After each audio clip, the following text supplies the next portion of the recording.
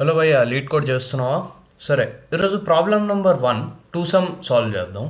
So ఈ క్వశ్చన్లో మనకి నమ్స్ అనే ఒక అరే ఇస్తాట, ఇంకా టార్గెట్ అనే ఒక ఇంటిజర్ ఇస్తాడు అంటున్నాడు. మనం చేయాల్సింది ఏంటి అంటే return indices of two numbers such that they add up to target ఏదైతే ఇంటిజర్ ఇస్తాడో. సో ఇక్కడ ఈ లైన్లో ఇంకోటి చెప్తున్నాడు ఏంటి అంటే, ఒకవేళ ఇన్పుట్ ఇస్తే దానిలో ఎగ్జాక్ట్లీ వన్ సొల్యూషన్ మాత్రమే ఉంటుంది అని.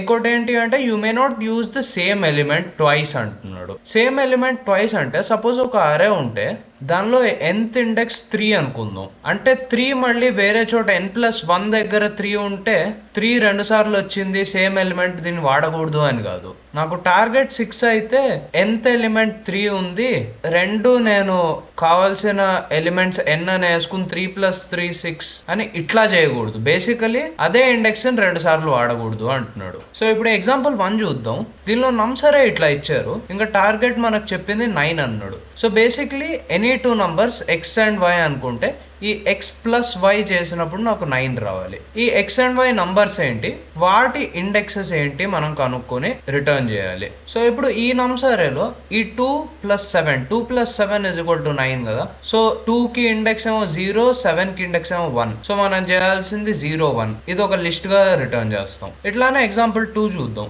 దీనిలో నమ్స్ అరే ఇచ్చింది మనకి ఇట్లా ఇచ్చారు, ఇంకా టార్గెట్ కావాల్సిన 6 అన్నారు. సో మళ్ళీ ఇక్కడ 2+4 యాడ్ చేసినప్పుడు మనకు 6 వస్తుంది. వీటి ఇండెక్స్ ఏంటి 1, 2. ఇంకా థర్డ్ ఎగ్జాంపుల్లో 3, 3 ఇచ్చాడు మనకి నమ్స్ అరే, టార్గెట్ ఏమో 6 అన్నాడు. 3+3 = 6. ఇక్కడ 3 0th ఇండెక్స్ దగ్గర ఒకటి ఉంది, ఫస్ట్ ఇండెక్స్ దగ్గర ఒకటి ఉంది. నేను దీన్ని 0 0 అని వేయలేను, అది తప్పు.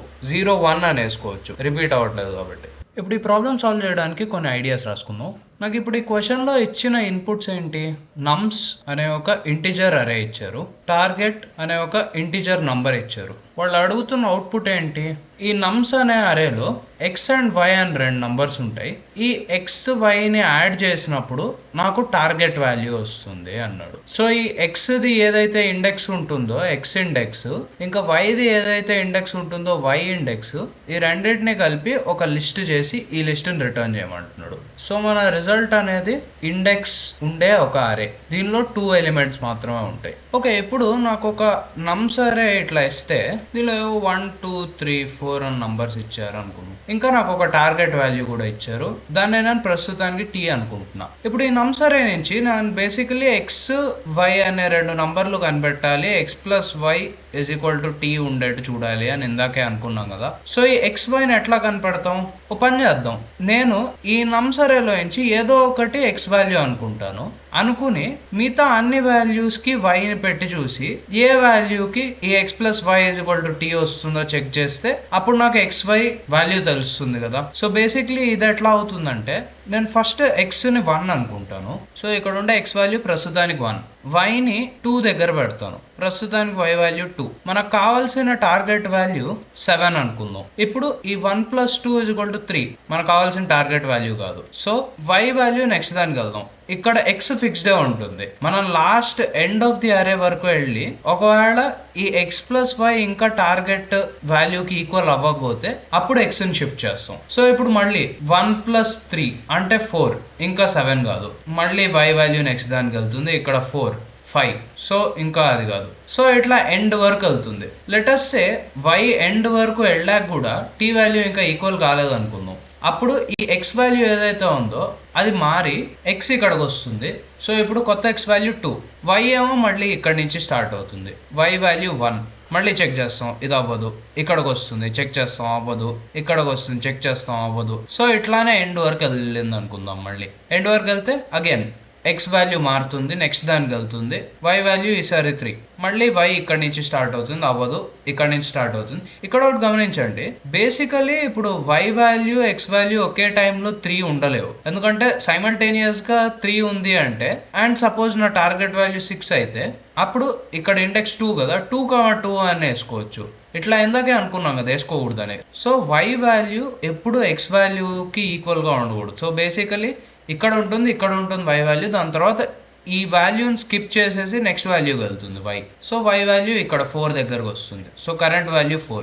3 + 4 = 7. మన టార్గెట్ వాల్యూ కూడా 7. సో దీని ఇండెక్స్ 2, దీని ఇండెక్స్ 3. నా ఫైనల్ రిజల్ట్ 2,3ని రిటర్న్ చేస్తా. కానీ ఈ ప్రాబ్లంతో ఏమవుతుంది, సపోజ్ మన ఈ నమ్స్ అరేలో n ఎలిమెంట్స్ ఉన్నాయి అనుకుంటే మనం ప్రతి ఎలిమెంట్కి ఈ n-1 ఎలిమెంట్స్ని యాడ్ చేసి చూస్తున్నాం. సో 1కి 2ని యాడ్ చేస్తాం, తర్వాత 3ని చూస్తాం, తర్వాత 4ని చూస్తాం. అట్లా ఆల్ n ఎలిమెంట్స్ యాడ్ చేసి చూసి అది టార్గెట్కి ఈక్వల్ అవుతుందా కాదా అని చెక్ చేస్తున్నాం. సో n ఎలిమెంట్స్కి n-1 టైమ్స్ చూస్తున్నాం అంటే అది basically O(n²) time complexity. O(n² time complexity చాలా ఎక్కువ. మరి దీన్ని తగ్గించాలంటే ఏం చేయాలి? ఇక్కడ మనం ఒక తప్పు చేస్తున్నాం. ఏంటి అంటే నాకు ఇప్పుడు ఈ x వాల్యూని ఏదో ఒకటి సెట్ చేసుకుంటున్నాక 3 అని సెట్ చేసుకుందాం అనుకుందాం. ఈ x వాల్యూని సెట్ చేసుకున్నాక నేను మళ్ళీ y వాల్యూని ప్రతిదీ నంబర్ ఇన్పుట్ చేసి చెక్ చేస్తున్నాను. అసలు అట్లా చేయాల్సిన అవసరం ఏముంది? ఇప్పుడు చూడండి, నా ఈక్వేషన్ x + y = t కదా. సో నేను xని 3కి సెట్ చేసుకున్నా. t ఆల్రెడీ నా క్వశ్చన్లో ఇచ్చాడు 7 అని. సో నా y వాల్యూ ఏముంటుంది? 7 - 3 = 4 ఉంటుంది. అప్పుడు జస్ట్ నేను ఈ 4 ఈ అరేలో ఆల్రెడీ ఉందా లేదా అని చెక్ చేస్తే చాలు కదా. ఒకవేళ ఉంటే దాని పొజిషన్ని రిట్రీవ్ చేసి, ఆల్రెడీ ఎక్స్ పొజిషన్ మనకు తెలుసు, ఎక్స్ పొజిషన్ ఇంకా దీని పొజిషన్ని ఒక లిస్ట్లో పెట్టేసి దాన్ని రిటర్న్ చేయాలి అంతే. సో బేసికలీ మనం ఎక్స్ని ఫిక్స్ చేసినప్పుడు మనం చేయాల్సిందల్లా t-x ఆ అరేలో ఉందా లేదా చూద్దాం అంతే. కానీ ఇప్పుడు ఇది వర్స్ట్ కేస్ సినారియోలో ఆల్ n ఎలిమెంట్స్కి చేయాలి. So n into all n ఎలిమెంట్స్కి చేయాలి. ఇంకా ఇప్పుడు నా దగ్గర ఏదో x ఫిక్స్ చేసుకున్నా, మళ్ళీ ఇందాకటి ఎగ్జాంపుల్ 3 అని అనుకున్నా, t నాకు 7 అని ఉంది. సో y నాకు 4 రావాలి. ఇప్పుడు అరేలో సెర్చ్ చేయడం అంటే ఎట్లా అవుతుంది? మనం ఫస్ట్ పొజిషన్లో ఉన్నది 4 కాదా చెక్ చేస్తాం, దాని తర్వాత సెకండ్ పొజిషన్లో ఉన్నది 4 కాదా చెక్ చేస్తాం. అట్లా ఎండ్ వరకు అన్ని చెక్ చేసుకుంటూ వెళ్దాం. వర్స్ట్ కేసులో ఇది కూడా ఆల్ n ఎలిమెంట్స్ చెక్ చేయాల్సి వస్తుంది. సో n ఇంటూ n² మళ్ళీ టైం కాంప్లెక్సిటీ నాకు n² వచ్చింది. సో ఈ టైం కాంప్లెక్సిటీ కంటే ఈ టైం కాంప్లెక్సిటీ అసలు ఎట్లా బెటర్? ఏం బెటర్ కాదు. కానీ ఈ టైం కాంప్లెక్సిటీని తగ్గించాలి అంటే వర్స్ట్ కేస్ సినారియోలో ఈ n ఎలిమెంట్స్ని ట్రావర్స్ చేయడం తగ్గించలేను, కానీ ఈ n ఎలిమెంట్స్ని చెక్ చేయడం, ఈ y వాల్యూ అరేలో ఉందో లేదో n ఎలిమెంట్స్ని అరేలో చెక్ చేస్తున్నాం కదా, దాన్ని తగ్గించవచ్చు. ఎట్లా అంటే ఇప్పుడు ఈ ప్రాబ్లం ఎందుకు వస్తుంది మనకి? మనం అరేలో ఒక ఎలిమెంట్ ఉందో లేదో చెక్ చేయడానికి మనకి n టైం పడుతుంది, O(n) టైం. అదే ఒకవేళ మన దగ్గర ఏదన్నా వేరే డేటా స్ట్రక్చర్ ఉంటే దాని నుంచి మనం ఇంకా క్విక్గా రిట్రీవ్ చేయగలిగితే డేటాని, మనకి ఇంత టైం పట్టదు కదా. సో ఏం డేటా స్ట్రక్చర్ అనుకుంటే మనకి ఏమేమి తెలుసు? లిస్ట్ తెలుసు. కానీ లిస్ట్స్తో ఇప్పుడు చెక్ చేయాలంటే O(n) అవుతుంది. దాని తర్వాత సెట్స్ తెలుసు. సెట్స్తో రిట్రీవ్ చేయాలంటే O(1). Very nice. కానీ సెట్ వేసినప్పుడు ఏం ప్రాబ్లం అవుతుంది మనకి? సెట్లో ఓన్లీ మనం ఎలిమెంట్ వాల్యూస్ పెట్టగలం. మరి అప్పుడు ఇండెక్స్లు ఏమవుతుంది? ఇండెక్స్లు పోతే మనం ఫైనల్ రిజల్ట్లో పెట్టాల్సింది 2 ఇండెక్స్లే. ఇక్కడో ఇండెక్స్, ఇక్కడో ఇండెక్స్, ఎక్స్ది ఇండెక్స్ ఇక్కడ, వైది ఇండెక్స్ ఇక్కడ. సో నాకు ఇండెక్స్లు లేకపోతే కుదరదు. సో సెట్స్ కాదు. పోనీ డిక్షనరీ ఇంకోటి మనకు తెలిసిన డేటా స్ట్రక్చర్. డిక్షనరీలో రిట్రీవ్ చేయడానికి O(1). ఇంకా దీనిలో కీ వాల్యూ పేరు కాబట్టి నేను ఎలిమెంట్ వాల్యూ ఇంకా ఎలిమెంట్ ఇండెక్స్ కూడా నేను పెట్టుకోవచ్చు. ఓకే సూపర్, నాకు ఇప్పుడు డిక్షనరీ వాడతాను అనిపించింది. కానీ ఇప్పుడు డిక్షనరీలో కీ వాల్యూ పేరు ఉండాలి కదా. దీనిలో కీ ఏది, వాల్యూ ఏది? నేను ఈ డిక్షనరీలో స్టోర్ చేద్దాం అనుకుంటున్నది ఎలిమెంట్ వాల్యూ ఇంకా ఎలిమెంట్ ఇండెక్స్. నేను దేన్ని కీగా వాడను, దేన్ని వాల్యూగా వాడను. సపోజ్ ఓకే, ఎలిమెంట్ ఇండెక్స్ నాకు యూనిక్గా ఉంటుంది, సో దాన్ని కీగా వాడాలి అనుకున్నాను అనుకోండి. అక్కడ నాకు ప్రాబ్లం ఉంది. ఇప్పుడు నా y వాల్యూ 4 అనేది నేను ఈ డిక్షనరీలో వెతకాలి అంటే నేను మళ్ళీ ఈ వాల్యూస్లోనే వెతకాలి. కీస్ నాది ఇండెక్స్ అయిపోతుంది. సో ఈ వాల్యూస్లో వెతకాలి అంటే మళ్ళీ అది O(n) టైం కాంప్లెక్సిటీ. నాకు O(n) కంటే తగ్గియాలి, నాకు O(1) కావాలి. O(1) కావాలి కాబట్టి నా ఓన్లీ ఆప్షన్ ఈ ఎలిమెంట్ వాల్యూ ఏదైతే ఉంటుందో దాన్ని నేను ఈ డిక్షనరీ కీగా పెట్టుకోవాలి. దాన్ని డిక్షనరీ కీగా పెట్టుకుంటే సో నాకు కొత్తగా డిక్షనరీ ఎట్లా ఉంటుంది అంటే ఈ నమ్స్ అరేనే నేను డిక్షనరీ కన్వర్ట్ చేస్తా. 1 value 0 index, 2 value 1 index, 3 value 2 index, 4 value 3 index. So ఇప్పుడు నేను y4 ఉందా లేదా చెక్ చేయడానికి నేను దీనిలో చెక్ చేస్తాను. డిక్షనరీ కాబట్టి O(1) టైంలో ఆ 4 అనే వాల్యూ కీలో ఉంది అని చెక్ చేస్తాను. చేస్తుంది. అది చెక్ చేసినప్పుడు దీని ఇండెక్స్ ఏదైతే ఉందో దాన్ని నేను రిట్రీవ్ చేసుకుంటాను. సో అంత సింపుల్ అనమాట. కానీ ఇక్కడ ఇంకో క్వశ్చన్ ఉంది. వాట్ ఇఫ్ నాకు ఇక్కడ ఇంకో 4 ఉంది అనుకోండి. డిక్షనరీలో నాకు కీస్ యూనిక్ గా ఉండాలి. అంటే ఇప్పుడు నేను నెక్స్ట్ ఈ 4ది యాడ్ చేద్దాం అనుకుంటే యాక్చువల్గా అంటే కీలో 4 ఎలిమెంట్ వాల్యూ ఉంటుంది, ఇంకా 4 ఇండెక్స్ వాల్యూ ఉంటుంది. కానీ డిక్షనరీకి యూనిక్ కీస్ కావాలి కాబట్టి ఇది దీనిలో కొత్తగా ఇంకో ఎంట్రీలా పెట్టలేము. ఏమవుతుంది అంటే ఈ వాల్యూ ఉన్నది అప్డేట్ అయ్యి ఇక్కడ ఇండెక్స్ కాస్త 4 అవుతుంది. సో ఇట్లా అయితే కొన్ని వాల్యూస్ పోతాయి కదా అని మీరు అడగచ్చు. కానీ ఇక్కడ ఒకటి గమనించండి, ఈ వాల్యూ సపోజ్ ఈ 3 ఇండెక్స్ లో ఉన్న 4 డిక్షనరీలో ఇంక ఉండదు ఈ 4ని ఎంటర్ చేశాక. బట్ ఇక్కడ గమనించాల్సింది ఏంటి అంటే మనకి ఇది లేకపోయినా పర్వాలేదు. ఎందుకు అంటే హౌ డస్ ఇట్ మ్యాటర్? ఏ 4ని వాడుతున్నాను అనేది నాకు మ్యాటర్ అవ్వదు. నేను ఈ ఇండెక్స్ దగ్గర ఉండే 4ని వాడితే ఏంటి, ఈ ఇండెక్స్ దగ్గర ఉండే 4ని వాడితే ఏంటి, నాకు 4 వాడాలి అంతే.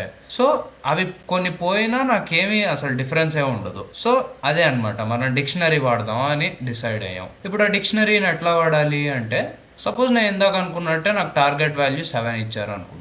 ఇంకా నా నమ్సరే మళ్ళీ ఇదే ఉంది. ఇంకా నేను కొత్త డిక్షనరీ ఇట్లా ఒకటి తయారు చేసుకున్నా. ఇనిషియల్గా దీనిలో అసలు ఏం ఎలిమెంట్స్ ఉండదు, బేసికలీ ఎంటీ డిక్షనరీ ఇది. ఇప్పుడు నేను ఇక్కడ పాయింటర్ వేసుకుంటా. ఈ పాయింటర్ నాకు x plus y is equal to టీలో ఎక్స్ అని రిప్రజెంట్ చేస్తుంది. ఇది ఎక్స్ అనమాట. ఎక్స్ వాల్యూ నేను ఏదో ఒకటి ఫిక్స్ చేసుకుంటా. ఇంకా y value t minus x ఉంటుంది కదా, ఈ టీ మైనస్ ఎక్స్ వాల్యూ నాకు ఈ డిక్షనరీలో ఉందో లేదో చెక్ చేస్తాను. సో ఫస్ట్ ఎక్స్ ఇక్కడ నుంచి స్టార్ట్ అవుతుంది. X is equal to 1. So t minus x value ఎంత అవుతుంది? 5 అవుతుంది. ఈ టీ మైనస్ ఎక్స్ నాకు ఇప్పుడు డిక్షనరీలో ఉందో లేదో చెక్ చేయాలి. కానీ ఇక్కడ గమనించండి, అసలు డిక్షనరీలో ఏమీ లేదు, ఎంటీ డిక్షనరీ ఇది. ఎంటీ డిక్షనరీలో ఇది వాల్యూ లేదు కాబట్టి ఒకవేళ మనకు కావాల్సిన వాల్యూ లేకపోతే మనం ఏం చేస్తాం అంటే ఈ కరెంట్ వాల్యూ ఏదైతే ఉందో దాన్ని కీ వాల్యూ పేరుగా డిక్షనరీలో యాడ్ చేస్తాం. సో నా డిక్షనరీలో ఇప్పుడు వాల్యూ 1 ఇంకా ఇండెక్స్ 0 యాడ్ అవుతుంది. ఎక్స్ ఇప్పుడు నెక్స్ట్ దానికి వెళ్తుంది. ఎక్స్ ప్రస్తుతానికి 2. సో టీ మైనస్ ఎక్స్ 4 అవుతుంది. 4 డిక్షనరీలో ఉందా? లేదు. సో యాడ్ చేయాలి 2 ఇంకా ఇండెక్స్ 1.